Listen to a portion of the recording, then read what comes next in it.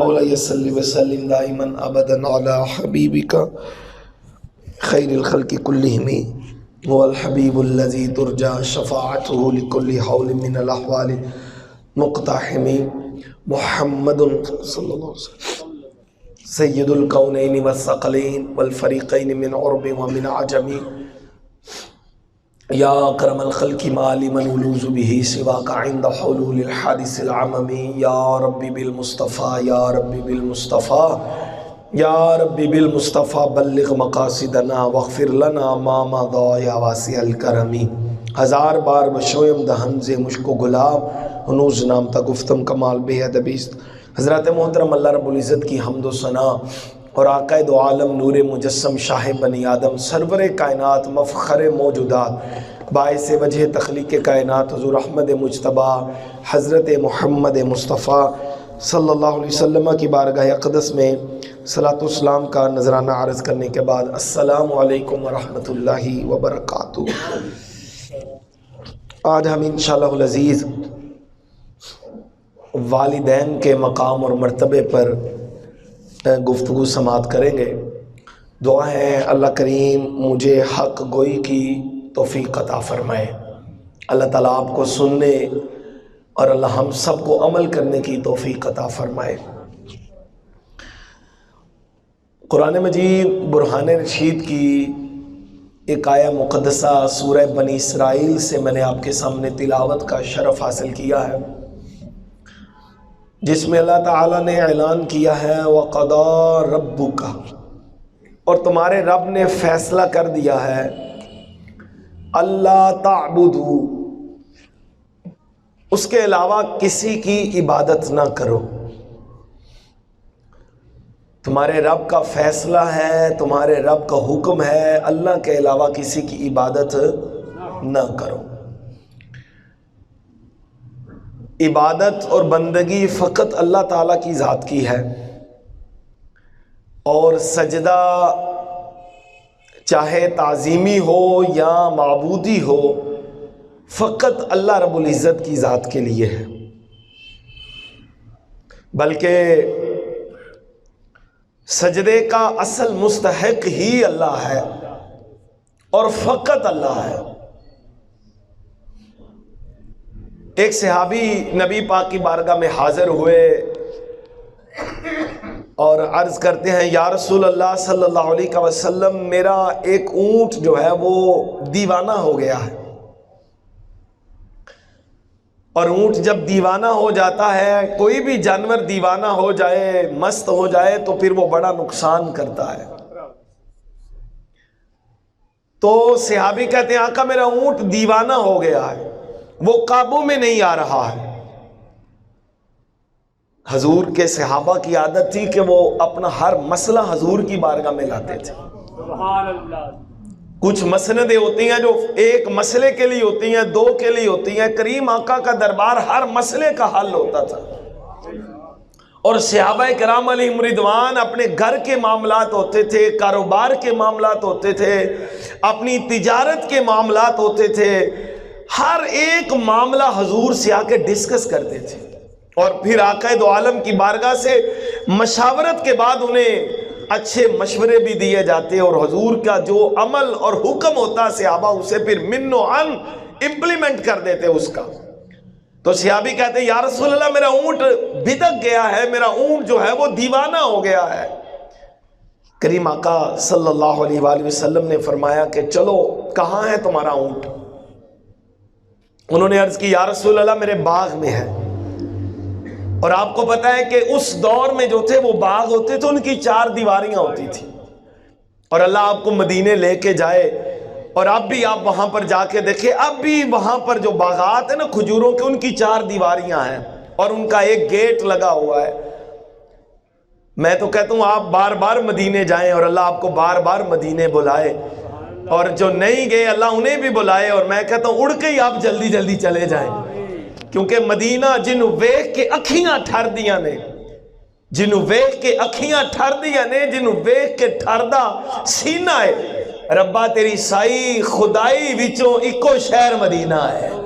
وہ مدینہ ہے ہی اتنا سونا کہ اکھیاں دیکھ کے انہیں ٹھنڈ پڑ جاتی ہے، سینے میں سکون آ جاتا ہے، اور آئے بھی کیوں نہ، کیونکہ ساری کائنات میں مدینہ تو ایک ہی ہے نا۔ اب بھی وہاں پہ جو باغات ہیں نا ان کی 4 دیواریاں ہیں، تو 4 دیواری تھی، تو آقا دو عالم صلی اللہ علیہ وسلم صحابی کے ساتھ تھے، اور دروازہ کھولا گیا اور آقا دو عالم صلی اللہ علیہ وسلم اندر داخل ہوئے۔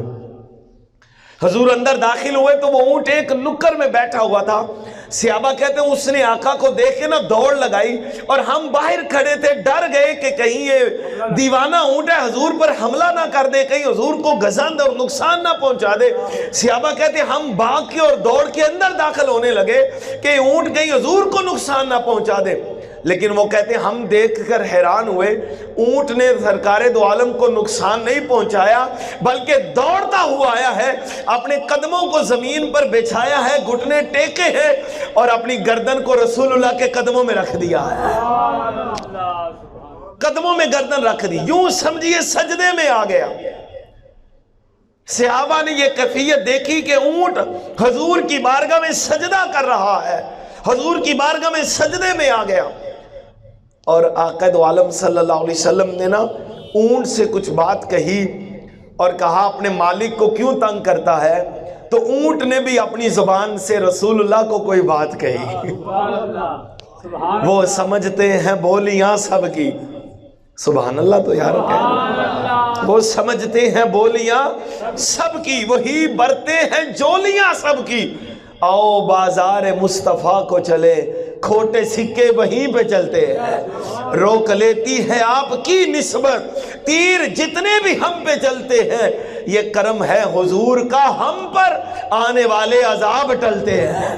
تو اس نے آقا سے کہا، حضور نے اس کی بات سنی، اور سننے کے بعد مالک کو بلایا، اور بلا کر فرمایا بھئی یہ اونٹ تو تیری شکایت لگا رہا ہے،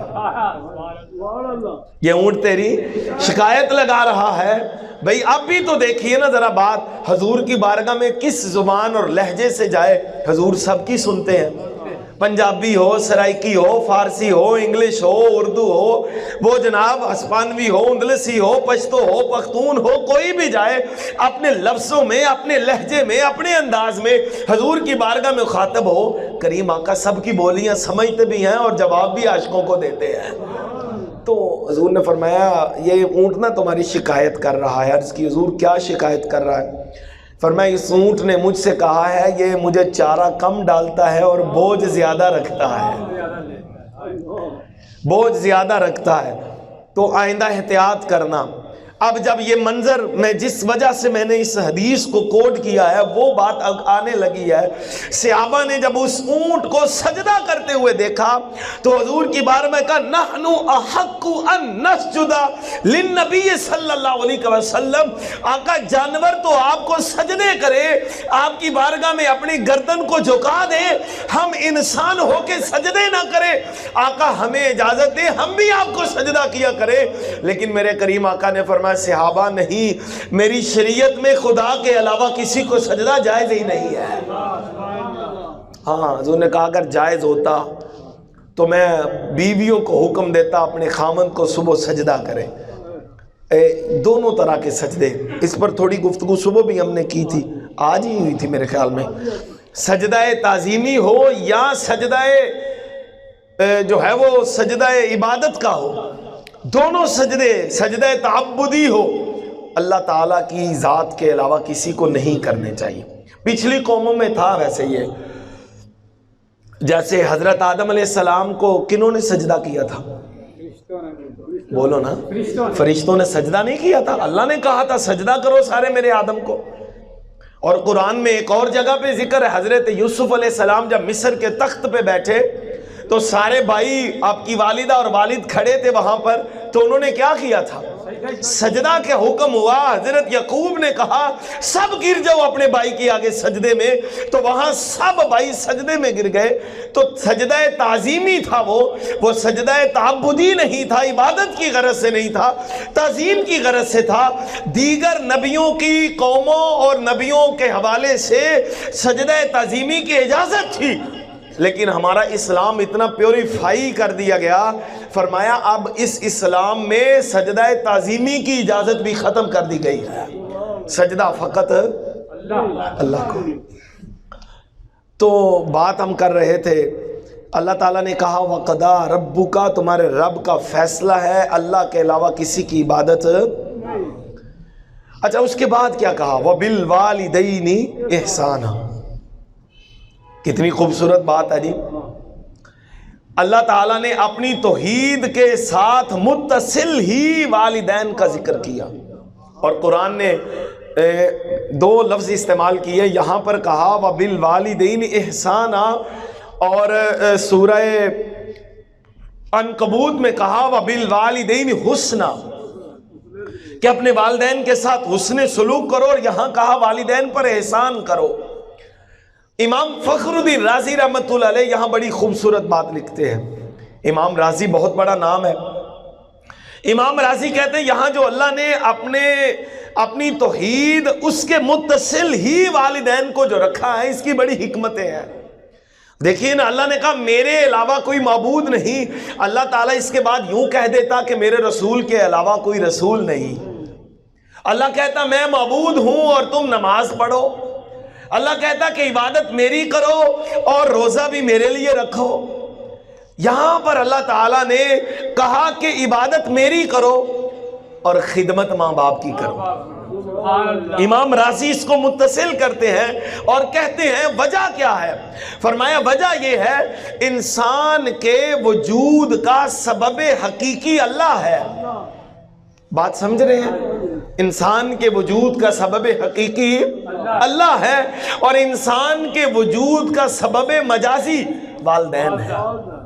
تخلیق کرنے والا وہ ہے، جنم دینے والی ماں ہے۔ تخلیق کرنے والا وہ ہے، اور ماں اور باپ کی اس ملاپ سے بچہ دنیا میں آتا ہے۔ تو کہا کہ سبب حقیقی رب ہے، عبادت اس کی کرنی ہے، اور سبب مجازی والدین ہے، خدمت ان کی کرنی ہے۔ سجدہ مجھے کرتے جاؤ، عبادت ماں باپ کی کرتے جاؤ، رب مجھے مانتے جاؤ، شکر ان کا کرتے چلے جاؤ۔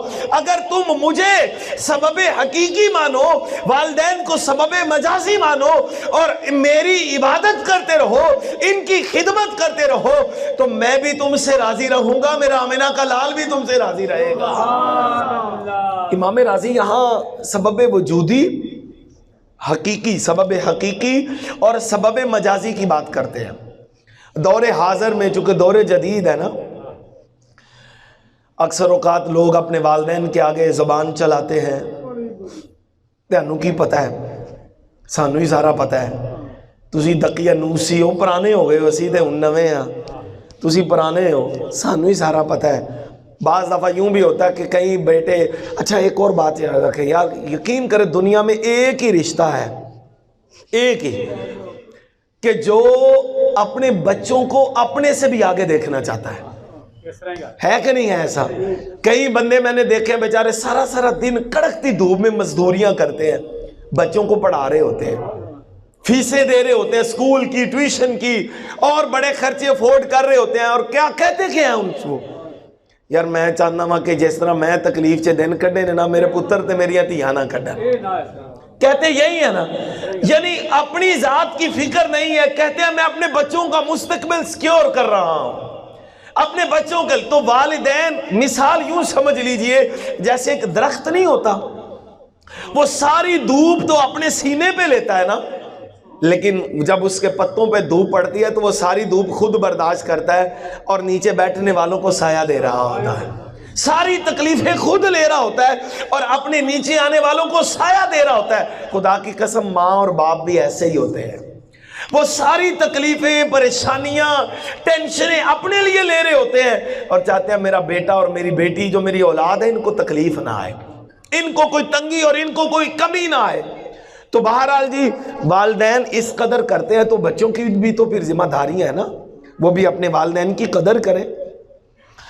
بعض دفعہ یوں بھی ہوتا ہے کہ اللہ تعالیٰ جو والدین ساری عمر آپ کے لیے خدمت مطلب محنت کرتے ہیں، وہ والدین بعض دفعہ یوں ہوتا ہے بچے سٹینڈ ہو جاتے ہیں تو اپنے والدین کو اگنور کرنا شروع کر دیتے ہیں، فیصلہ کرتے ہیں بعض دفعہ تو کہتے ہیں میں خود فیصلہ کر دیتا ہوں، امی ابو سے پوچھنے کی کیا ضرورت ہے، حالانکہ فیصلہ تو آپ نے کرنا ہی ہے۔ اگر امی ابو سے پوچھ لیں، آپ سب آگے آ جائیں، اگر امی ابو سے پوچھ لیں، والدین سے پوچھ لیں تو خدا کی قسم ان کا کلو خون بڑھ جاتا ہے۔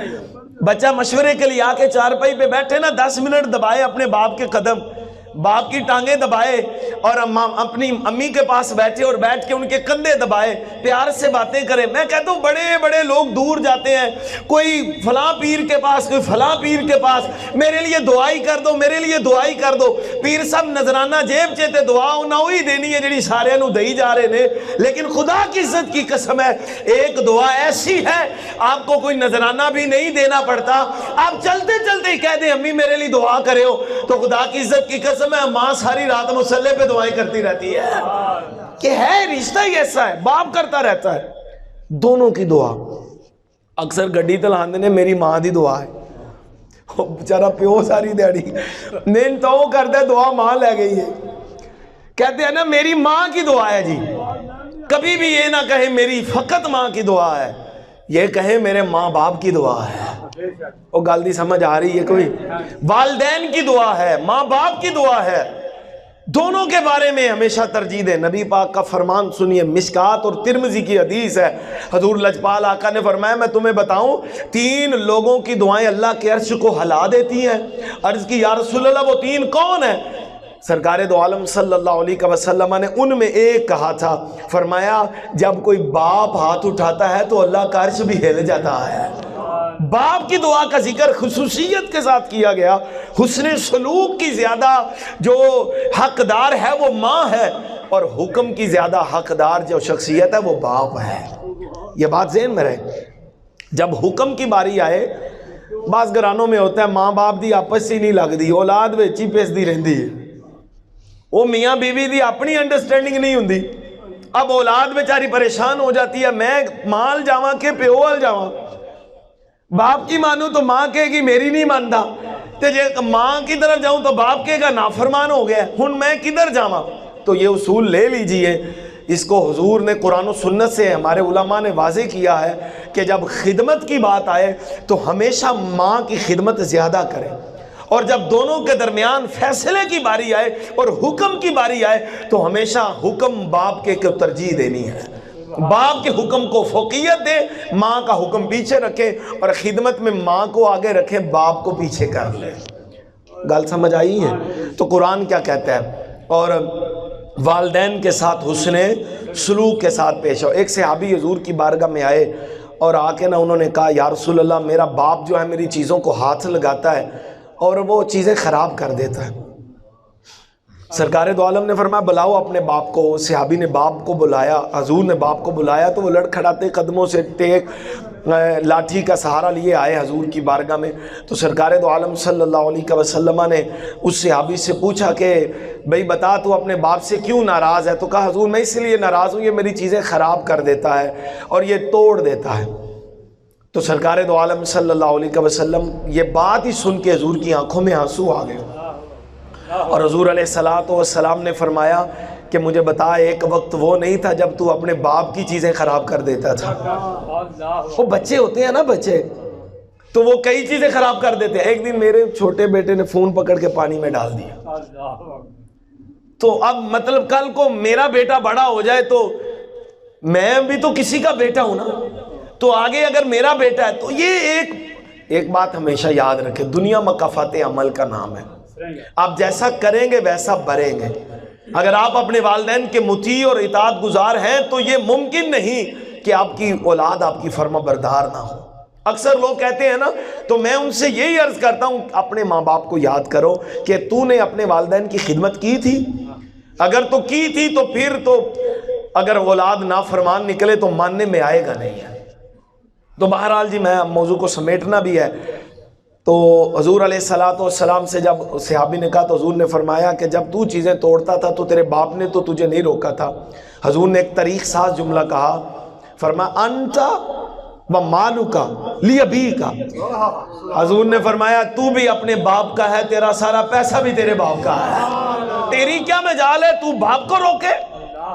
باپ کے جو باپ کو دیتا ہے اس سے حساب، آج کل یہ بھی فیشن آ گیا ہے، باپ کو تھوڑے سے پیسے دے کے حساب بھی بڑا مانگ دینے، تینوں انہیں پیسے دیتے سن لائے کتے جے؟ بیوی کو مانگ کے ویکھو ہاں ذرا، ادھر تو نہیں مانگتے حساب، ادھر تو جناب 1000 پر 5000 نچھاور کرتے ہو، اور باپ اور ماں مانگے تو جناب علی یاد آ جاتے ہو میرے کو پیسے کو نہیں، میں اتھے بھی لانے اتھے بھی لانے اتھے بھی لانے۔ کوئی فرق نہ کیا کریں، بلکہ ماں اور باپ کو ترجیح دیا کریں۔ جو ماں باپ کو ترجیح دیتے ہیں پھر اللہ انہیں رنگ لگاتا ہے، انہیں رنگ۔ پیر اجمل صاحب کا نام سنا ہے آپ نے؟ پیر اجمل رضا قادری، ان کی ایک تقریر سنی میں نے، رو رو کے کہتے ہیں کہ آج اگر مجھے دنیا میں عزتیں ملی ہیں تو کہتے ہیں میری ماں وقت آخر بھی رو رو کے تو میرے لیے یہ دعا کر رہی تھی، یا اللہ میرا پتر دین دے راہ تے چلے ہے تے انہوں کوئی تتی واہ نہ لگے۔ تو کہتے ہیں کہ میری ماں اس وقت بھی رو کے میرے لیے دعا کر کے گئی تھی کہ اللہ میرے بیٹے کو اتنی عزتیں دے کہ جگ دیکھے۔ اور خدا کی قسم ہے آج اہل سنت کے اندر ایک عظیم نام ہے، تو وہ خود کہتے ہیں اگر آج میرا نام ہے تو میری ماں کی دعاؤں کی وجہ سے نام ہے۔ بہرحال حضرات محترم، ماں باپ کا ہمیشہ ادب کریں، ان کے سامنے اف نہ کریں، ان کے سامنے اپنے آپ کو تنگی نہ، مطلب ان کے سامنے اپنے آپ کا وہ تنگ دلی کا اظہار مت کریے، ادب کا تقاضا دیکھیے۔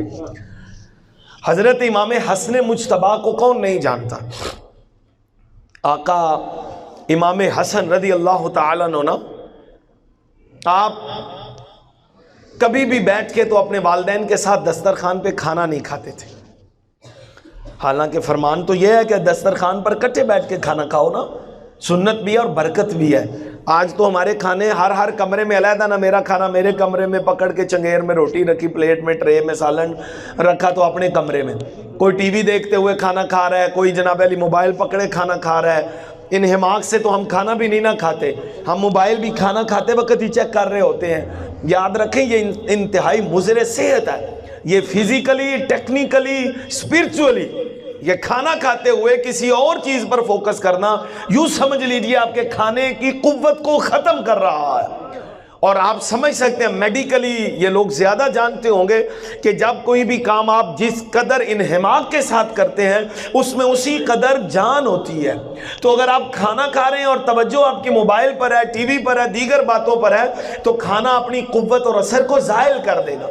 اور ایک کوشش کیا کریں، لوگ بے برکتی کی شکایتیں کرتے ہیں، کوشش کیا کریں کہ میاں بیوی بچے ماں باپ اکٹھے بیٹھ کے کھانا کھایا کریں۔ پہلے رواج ہوتا تھا کہ ماں روٹیاں پکانی تے ساری کو لا کے بیٹھ گئے، یا لوگ ایک چنگیر پہ بیٹھ کے کھانا کھاتے تھے۔ اللہ کرے وہ زمانہ پھر لوٹے اور ہم اپنے ماں باپ کے پاس بیٹھ کر کھانا کھایا کریں۔ تو بہرحال امام حسن کبھی بھی ماں کے سامنے باپ کے سامنے بیٹھ کے کھانا نہیں کھاتے تھے، اس دسترخوان پہ نہیں بیٹھتے تھے۔ ایک دن حضرت فاطمہ زہرا رضی اللہ عنہا نے کہا بیٹا کیا بات ہے حسن، تو ہمارے ساتھ بیٹھ کے کھانا نہیں کھاتے ہو؟ اللہ کی قسم کمال کا جواب دیا، ایک جملہ ادب کے لیے کافی ہوتا ہے، نجات کے لیے بھی ایک جملہ کافی ہوتا ہے۔ حضرت امام حسن نے کہا امی جان حکم تو یہی ہے، لیکن بات پتہ کیا ہے، میں آپ کے سامنے دسترخوان پہ اس لیے نہیں بیٹھتا کہ کہیں وہ لقمہ اور وہ ٹکڑا جس پر آپ کی نظر ہو آپ کا بیٹا اٹھا کر نہ کھا لے، فقط یہ ادب ہے میرا، میں اس سے بات سے ڈرتا ہوں۔ آج لوگ ماں باپ کو ترجیح نہیں دیتے، آج ماں باپ بیچارے روتے ہیں۔ کئی ایسے بابے ہم نے دیکھے ہیں جن کی کمریں جھک گئی ہیں، جن کے ہاتھ کانپتے ہیں پر مزدوریاں کر رہے ہوتے ہیں، ان کے بیٹے اپنے گھروں میں عالی شان زندگی گزار رہے ہوتے ہیں، اور باپ بیچارہ در در کی ٹھوکریں کھا رہا ہوتا ہے۔ ماں بیچاری کے لیے کپڑا نہیں ہوتا پہننے کے لیے، اور اپنے گھر میں بیٹا یشی کی زندگی گزار رہا ہوتا ہے۔ پھر کہتے ہیں اللہ کی رحمتیں نہیں اترتی، پھر کہتے ہیں اللہ کرم نہیں کرتا۔ میرے بھائی سب سے پہلے ماں باپ ہے، باقی سارے رشتے بعد میں ہیں۔ حضرت امام حسن نے بتا دیا ادب کیا چیز ہے، اور ادب جو کرتے ہیں مقام بھی وہی پاتے ہیں، مقام بھی وہی پاتے ہیں۔ کیا حضرت اویس کرنی کو نہیں جانتے آپ لوگ؟ سید التابعین ہیں، تابعیوں کے سردار ہیں حضرت اویس کرنی رضی اللہ تعالیٰ عنہ۔ کیسے یہ مقام مل گیا؟ اللہ اکبر، مقام تو دیکھیے، ماں نے کہا کہ بیٹا جاؤ مدینے میں، جب اجازت مانگی تو حضور سے ملاقات کرو لیکن وقت زیادہ نہ لگانا۔ حضرت اویس کرنی آئے حضور کے در اقدس پر اور پوچھا حضور کدھر ہے؟ کہا حضور تو ایک جنگ کے لیے نکل گئے ہیں، سفر کے لیے نکل گئے ہیں۔ اویس کرنی رضی اللہ تعالیٰ عنہ واپس لوٹ آئے اور وقت گزرتا رہا، واقعہ عرض کرنے کا وقت نہیں ہے، وقت گزرتا رہا، اور ایک دن کریم آقا علیہ الصلوۃ والسلام نے جو ہے نا وہ اپنی قمیص مبارک کے بٹن کھولے، ٹھنڈی آہ بری، اور یمن کی طرف منہ کر کے تو ٹھنڈی آہ بری۔ صحابہ نے عرض کی یا رسول اللہ صلی اللہ علیہ وسلم کیا ہوا ہے؟ حضور یمن کی طرف منہ کر کے ٹھنڈی آہیں بر رہے ہیں اور آقا دو عالم نے قمیص کا بٹن بھی کھول دیا ہے۔ تو کریم آقا کیا فرماتے ہیں؟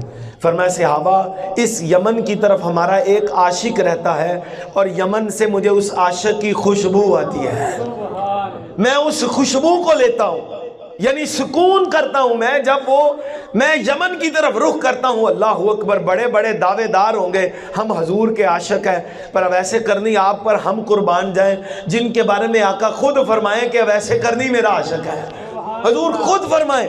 اور آقا دو عالم صلی اللہ علیہ وسلم، اور یہ ممکن بھی نہیں ہے یہ بات، ایک سنیے، حضور تو یمن کی طرف رخ کر کے حضرت اویس کرنی تو اپنی محبت کا اظہار کریں تو بدلے میں آقا یمن کی طرف رخ کرے اور حضور علیہ الصلوۃ والسلام کے صحابہ بول کے کہے یا رسول اللہ صلی اللہ علیہ وسلم ذرا توجہ کریں، آقا اگر آپ سے پیار اتنا ہے تو ملنے کیوں نہیں آ جاتا؟ پیار جو اتنا ہے آپ سے کرتا اویس کرنی، جس کے لیے بٹن مبارک کھولتے ہیں، ٹھنڈی آہیں بھرتے ہیں، ملنے کیوں نہیں آیا آپ کو؟ ایک آدھا پیار ہے۔ کریم آقا علیہ الصلوۃ والسلام نے فرمایا اس کی نابینا اور بوڑھی ماں ہے ایک گھر میں، اس کی خدمت کی وجہ سے وہ نہیں آ رہا ہے، اس کی خدمت کرتا ہے۔ فریاد امتی جو کرے حال زار میں، ممکن نہیں کہ خیر بشر کو خبر نہ ہو، پل سے اتار راہ گزر کو خبر نہ ہو، جبریل پر بچھائے تو پر کو خبر نہ ہو۔ یہ کیسے ممکن ہے کہ بلا اویس کرنی کرن میں یمن میں تڑپے اور مدینے میں مصطفیٰ کو خبر نہ ہو؟ حضور کو ساری خبر تھی۔ حضور نے فرمایا اس کی نبینا اور بوڑھی ماں ہے، اس وجہ سے وہ نہیں آتا، لیکن حضور نے کہا کہ جب تمہاری ملاقات ہو تو میرے اویس سے کہنا میری امت کی بخشش کی دعا کر دے۔ ذرا غور تو کرو، حضور کہتے ہیں جو نبیوں کا امام ہے، جو خدا کے محبوب ہے، جو کائنات کے مالک و مختار ہے، کہیں اویس سے کہنا میری امت کی بخشش کی دعا کرے۔ کیوں کہیں حضور؟ کیونکہ اویس کرنی خدا کا بھی محبوب تھا، مصطفیٰ کا بھی محبوب تھا، اور سب سے بڑھ کر اس وقت اپنی ماں کا محبوب تھا۔ اور حضور نے بتایا جو ماں باپ کی خدمت گزار ہوتے ہیں دعائیں ان کی قبول ہوتی ہیں، جو ماں باپ کے اطاعت گزار ہوتے ہیں ان کی دعائیں قبول ہوتی ہیں۔ حضرت عمر اور حضرت علی ایک وقت آیا اور حضرت اویس کرنی کو تلاش کرتے کرتے پہنچے نا حضرت اویس کرنی کے پاس، اور اویس کرنی کو تلاش کر کے نا تو انہیں کہا، حضور نے کہا تھا کہ اویس کو میرا سلام کہنا۔ اس ایک جملے نے اویس کرنی کی زندگی اس کے اندر رنگ اور بھر دیا۔ اویس کرنی کی آنکھوں میں آنسوؤں کی برسات آ گئی اور بول کر کہا ایک دفعہ پھر کہنا حضور نے کہا کیا تھا؟ تو صحابہ نے بول کر کہا اویس آمینہ کے لال نے تجھے سلام بھیجا ہے۔ حضرت اویس کرنی وہ عاشق ساقی کوثر، حضور کا ایسا غلام اور ایسا دیوانہ۔ اور جب بات بڑھی نا تو حضرت اویس کرنی سے صحابہ نے کہا اویس تم ملنے کیوں نہیں آیا حضور کو، اتنا پیار جو کرتا ہے؟ تو حضرت اویس کرنی نے بات کو بدل کر کہا مجھے بتاؤ تم حضور کے پاس رہے ہو ساری زندگی، بتاؤ میرے آقا دو عالم کے ابرو مبارک کیسے تھے، جڑے ہوئے تھے کہ کھلے ہوئے تھے؟ حضرت عمر اور حضرت علی اب ایک دوسرے کو دیکھنے لگے اور کہنے لگے ہمیں تو اس کا جواب نہیں پتا، ہم نے تو کبھی اس بات پر غور نہیں کیا کہ ابرو مبارک جڑے ہیں۔ اس سے مطلب یہ نہیں صحابہ کبھی حضور کو تکتے، مطلب کھل کے ایسے دیکھتے نہیں تھے، نظریں شرم سے جھکی رہتی تھی، وہ اس نورانیت کے جو سمندر میں غرق ہو نہیں سکتے تھے، کیونکہ حضور علیہ السلام کا حسن اس قدر تابع تھا اور تبندگی چہرے سے چھلکتی تھی۔ حضرت اویس کرنی نے جب یہ سوال کیا بتاؤ ابرو مبارک جڑے تھے کہ کھلے تھے، ایک دوسرے کے چہرے کو تکتے ہیں، تو حضرت اویس کرنی سے کہتے ہیں ہمیں تو نہیں پتا۔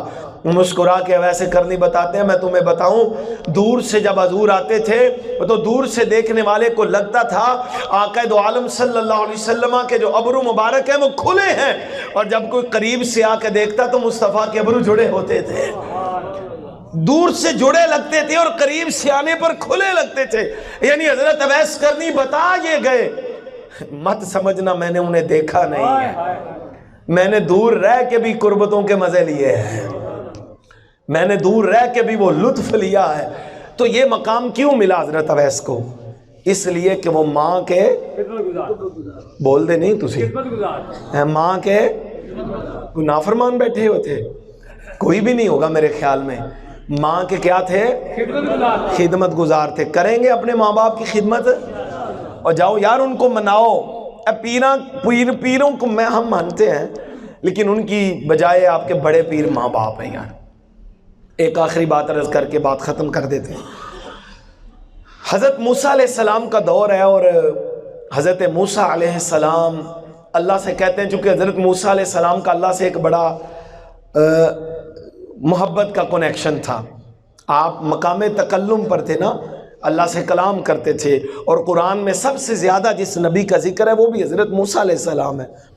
تو ایک دن کہتے ہیں یا رب العالمین، جو بندہ کل قیامت کے دن جنت میں میرا ساتھی ہے مجھے وہ دکھا نہیں دیتا. تو حضرت موسیٰ علیہ السلام سے اللہ نے کہا چلو بازار میں چلے جاؤ، وہاں ایک قصاب ہے گوشت فروش. اے موسیٰ علیہ السلام وہ جنت میں آپ کا ساتھی ہے. حضرت موسیٰ علیہ السلام نکلے اور اس بندے کو تلاش کرتے کرتے آپ پہنچے وہاں پر بازار میں. تو دیکھا قصاب ہے جو گوشت فروش ہے، گوشت بیچ رہا ہے. وہ لوگوں کو بیچتا ہے لیکن جو اس کو ٹکڑا گوشت کا پسند آتا ہے وہ بچا لیتا ہے، سنبھال لیتا ہے. جب اس نے سارا گوشت فروخت کر دیا، شام کا وقت آیا تو اس نے سارا گوشت پکڑا، ایک پیکٹ بنایا، شاپر لیا یا جو بھی اس وقت کا چیز تھی تھیلا لیا، اس میں ڈالا اور چلنے لگا. حضرت موسیٰ علیہ السلام نے اس سے کہا اگر بندے میں مسافر ہوں تو اجازت دے تو مجھے بھی ساتھ لے چل. آپ اس کے ساتھ چلے گئے.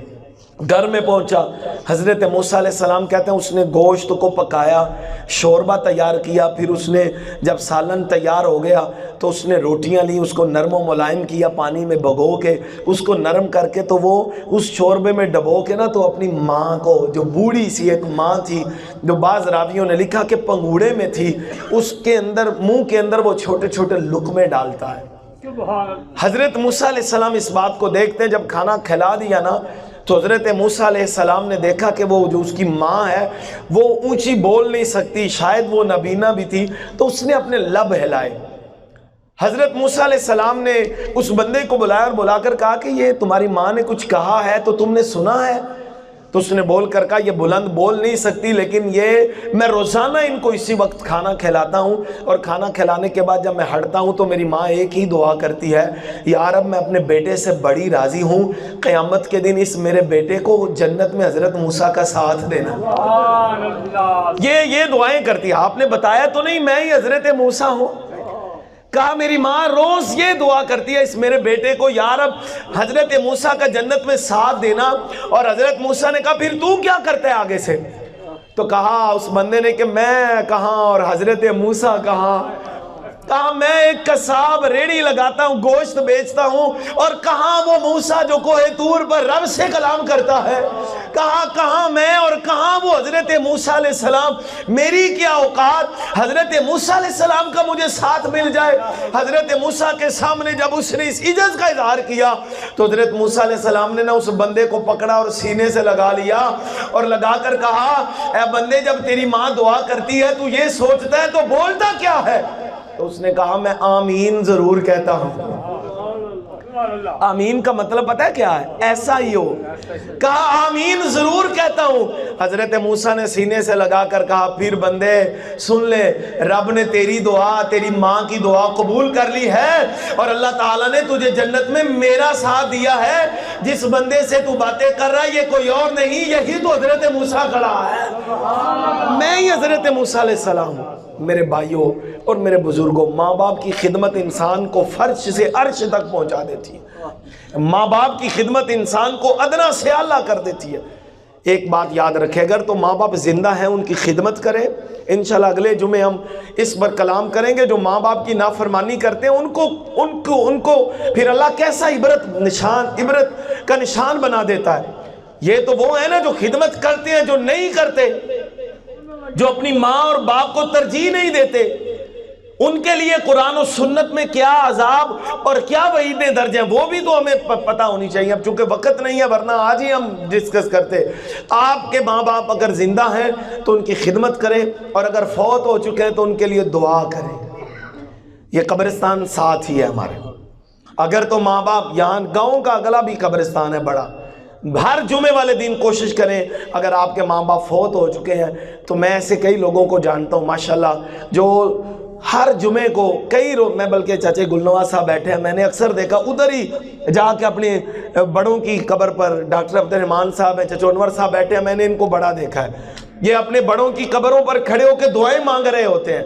تو بھائی ان کے لیے دعا کریں۔ مشکات کی ایک حدیث ہے، حضور پاک فرماتے ہیں جو بندہ جمعے کے دن اپنے ماں باپ کی قبر پہ جا کے زیارت کرے اور ان کے لیے دعا کرے، فرمایا اللہ تعالیٰ اس کی دعا کی برکت سے مرنے والے کو بھی بخشتا ہے اور دعا کرنے والے کو بھی بخش دیتا ہے۔ تو ماں باپ مرنے کے بعد بھی آپ کے لیے یار بخشش کا سامان ہے، تو زندہ ہیں تو خدمت کریں، فوت ہو چکے ہیں تو ان کی قبر پر جا کر ان کے لیے دعا کریں۔ ایک اعلان سن لیں، آج رات انشاءاللہ بعد از نماز عشاء اسی جامع مسجد الاسانی میں ماہانہ درس قرآن مجید ہے، تمام ساتھیوں سے شرکت کی گزارش ہے۔ 1 گھنٹے سوا گھنٹے کی محفل ہوگی، عشاء کی نماز کے فوری بعد درس قرآن جامع مسجد میں، آپ کو پتہ ہے ہر ماہ ہوتا ہے، تو انشاءاللہ آج رات بعد از عشاء ہوگا، تمام ساتھیوں کو اس میں شرکت کی دعوت ہے۔ آمین بجاہ نبی کریم صلی اللہ علیہ وسلم۔